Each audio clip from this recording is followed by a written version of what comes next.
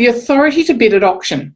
So, if somebody turns up to an auction and they need to register the bid and they need to provide photo ID and they need to provide all the things that, we all know what needs to be provided in terms of somebody who wants to register to bid at auction. That's fine. And they are registering to bid, and they are registering to bid for themselves. So if and when they are the successful bidder at the fall of the hammer, then they will be the person signing the contract.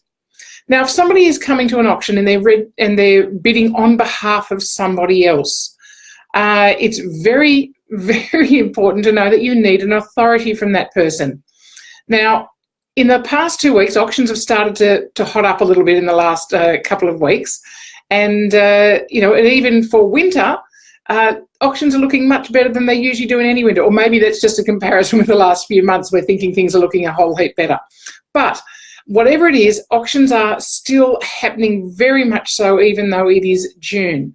So guys, be aware that if somebody is coming to register to bid and you ask the question, or so that whoever's doing your registration desk, ask that question, are you bidding on behalf of yourself or are you bidding on behalf of somebody else? Perfect question to ask. When that person says, I'm bidding on behalf of somebody else, you need to cite their authority. So that is either if they are a buyer's agent, you need to see their buyer's agent's authority. So either their agency agreement so you need to know who they're bidding on behalf of. If it is a written authority, you need a copy of that written authority for your records. And it's quite clear within the legislation that you actually have to have that as part of the information that you hold for both the agent who's listed the property for auction.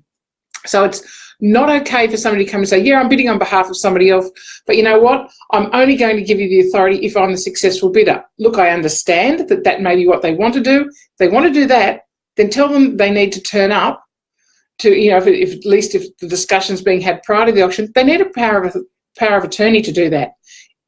Otherwise, you need to see the authority to bid. So there's no questions about that one. It's in the legislation. You need to have it there. So if you're an auctioneer, if you are, and is probably less important, but if you are the agent who has listed the property for auction, or if you are the agent who is sitting there manning the registration desk at the actual auction or in rooms or wherever it is that you're manning that registration desk, then you need to actually make sure that you get a copy of that authority to bid. So that's a really straight down the line. It's not about, because if you don't have that authority to bid, the person bidding will be the successful bidder and they will be the person named on the contract.